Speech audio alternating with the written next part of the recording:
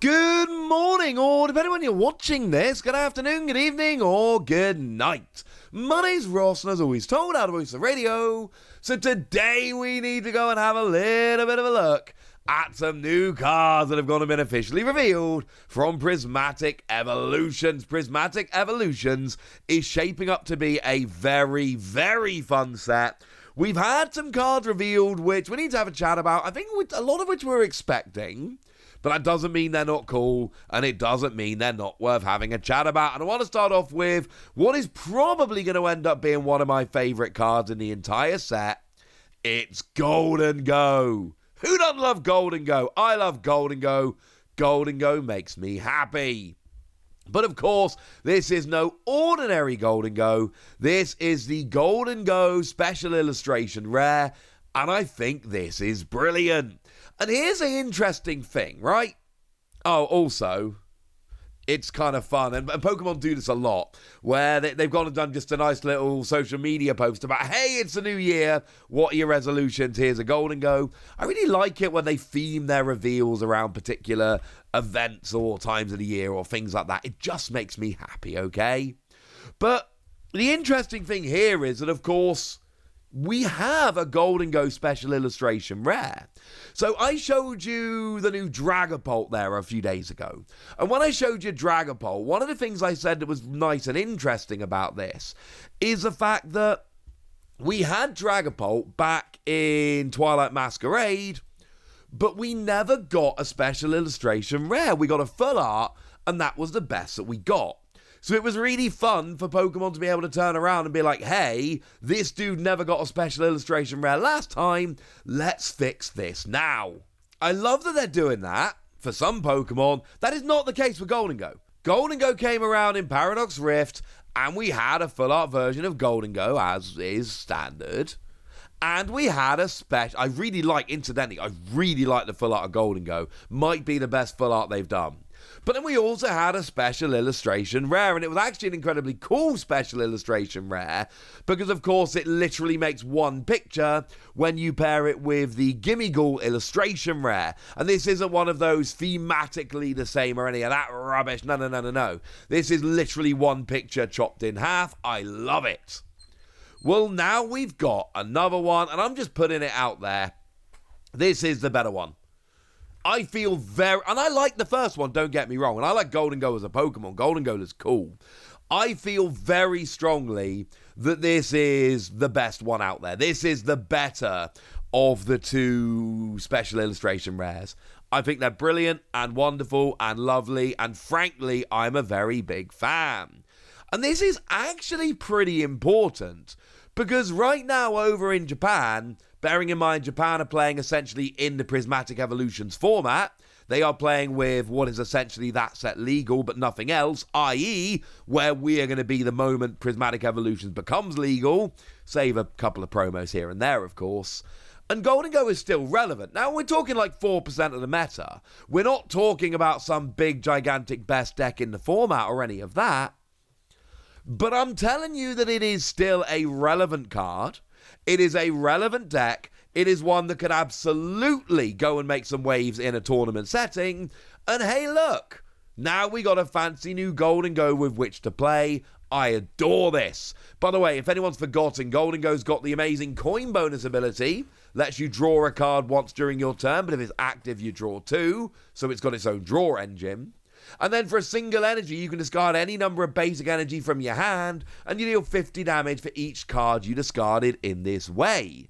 But this is a card that was kind of good and kind of fringe, and we all know we've got people like Yellow over in Europe, mainly Yellow, over in Europe, who are making this deck amazing and doing really, really well at European regionals. But then we got a very specific new ace spec. Over in Searching Sparks, we got Energy Search Pro. And Energy Search Pro lets you search for one of every type of basic energy and put it into your hand. So you could have that one turn where you flood your hand with basic energy, and the emergence of that one card specifically all of a sudden turned Gholdengo into a much better deck. It was no longer one or two players running around proving the deck was still good. At that point, it became a much more relevant thing. So basically, having a new version of this is extremely cool and we're all very happy. But it's not the only card that has gone and been revealed. We've also got, well, we now know the actual name is Friends in Paldea. Friends in Paldea is very cool. And look, oh, and also, again, very relevant, the best way we can think of to send off 2024 is spending some quality time with friends. Or, you know, if you've got 3 young kids, lying on the sofa reading One Piece. Yeah, I know this is a Pokemon video, what's it to you? Point is, New Year. And I like this, I like they do these posts, and I like this card. Now, look, from a playability standpoint, nobody's actually going to play Friends in Paldea. It's your standard rival card. It just says draw 3 cards. And we know this isn't very good because we get this card all the time. Right now, still legal in the format, we've got Nemona, who actually got a full art and a special illustration rare in Paldean Fates, as well as having a couple of other regular prints. But then in Crown Zenith, we had Friends in Asui, and we had Friends in Sinnoh, also as lovely full arts. And Friends in Gala came around in Silver Temper, so that's still legal.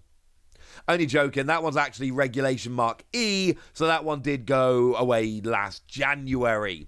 But the other ones are Regulation Mark F, and they are still legal. We also got Hop in Crown Zenith, but that's actually Regulation Mark D, so that one's been gone a while. My point is, when you're looking at these draw-free card supporters, we get them all the time. It used to be very much a rival thing like Hop and Nemona, and it still is because of Nemona, but actually nowadays it's more of a friends thing. We have these friends in cards, and they give us your standard kind of draw-free kind of thing, which honestly is kind of nice. I think this is a nice way to do it. Point is, it's draw-free. In terms of playability, we've had these draw-free cards for a long time now. Hey, pop quiz. Anyone tell me the first draw-free cards card? It was, of course, Cherin, back in Emerging Powers.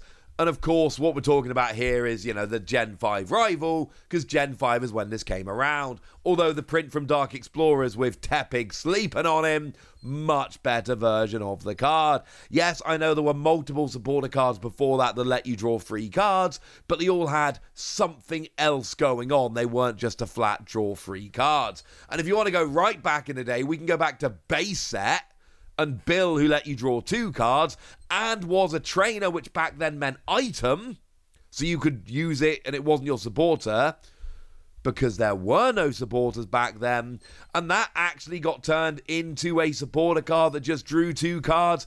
Anyone want to name that card? It was Mum's Kindness. Well, it was Mum's Kindness in Majestic Dawn, and then actually in Heart Gold Soul Silver Base, it turned into Bill. Bill came back as a supporter card.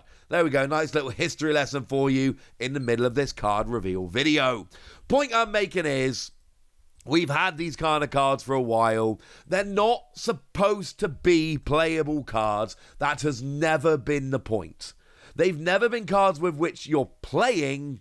They're there to be simple cards for brand new players, or they're there just to kind of be cool and fill out the set. They're not actually there as a, hey, people are going to put these in competitive decks, because that's never been the point. Sorry about that. Don't want to be mean. What we do have, however, is just a cool card. And it's not relevant playability-wise. That's not really the point. It's just a fun card whereby you've got Nemona. And you've got the 2 protagonists, male and female. You've got Arven, you've got Penny. And if you've played Scarlet and Violet, it's the kind of card where you look at it and you're like, yes, that's cool. I like this. And you know what? For that alone, it's an awesome card. I would very much enjoy adding it to my collection. No one's going to play this card, but that's never been the point of cards like this. And speaking of points, how about we finish off looking at the special illustration rare of the pointiest of the Evolutions. It's our old friend Jolteon. Yeah, that's right, Pokemon have gone and officially revealed the special illustration rare of our old friend Jolteon. And once again, they got a fun little tweet trying to emulate Jolteon's energy for the new year. But mostly, it gives us a new card to have a look at and have a chat about. and that makes me pretty gosh darn happy. And I like this one. This is a card I have got my eye on. Firstly, it's a special illustration rare evolution, yeah? So that's pretty cool. But also, I really like this card. Single energy. No, that's not right. Double energy, but we can make a single energy. I'll tell you how in a second. 60 damage, and you may discard up to 2 basic energy from your bench Pokemon, dealing 90 more for each card you discarded in this way. It's also got the standard Gen 1 evolution, free energy, 280, can't attack next turn. We're not worried about that, nobody really cares. However, Flashing Spear, that could be a very nice attack. Because 2 energy, that's not difficult, yeah? We can just use Sparkling Crystal. Sparkling Crystal will work very nice indeed. So you use Sparkling Crystal, you attach for the turn, boom, 2 energy. Now that is only 60 damage. What we really want to do here is get 2 energy on the bench so we can discard them and do even more damage. Well, we do actually even have a couple options for that. Glass Trumpet will accelerate energy to colourless Pokemon like your Eevee, for instance, from which you're evolving. And because this is a lightning Pokemon, play it with other lightning Pokemon, use Electric Generator. Get a couple of energy on the bench nice and early, and this is a legit turn 1 going second 240. And all you need is, now you do need your Eevee, remember, the one from Surging Sparks, lets you evolve if it's in the active straight away. Very important, otherwise you can't have your stage 1 on turn 1, that makes no sense. So you need your Eevee in the active to evolve into Jolteon. You need your Sparkling Crystal and an energy to pay, and then you need to hit 2 energy with something like Glass Trumpet or Electric Generator. I'm not saying this is a super easy thing to pull off. I'm saying if you build your deck, you can make it work, and that's enticing to me. So there we go.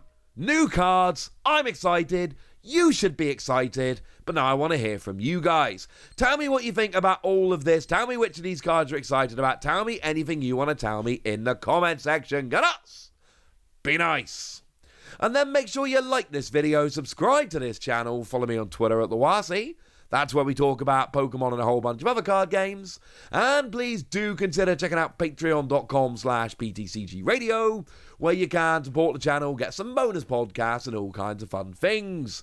And get shoutouts on the channel like the lovely Evan Parker, who's been a supporter of ours for a while now and is a very lovely person. So shout out to them for the support and the loveliness. But by far the most important thing as always, look after yourselves till next time, would ya? Thank you very much for watching. My name's Ross, and you've been watching PTCG Radio.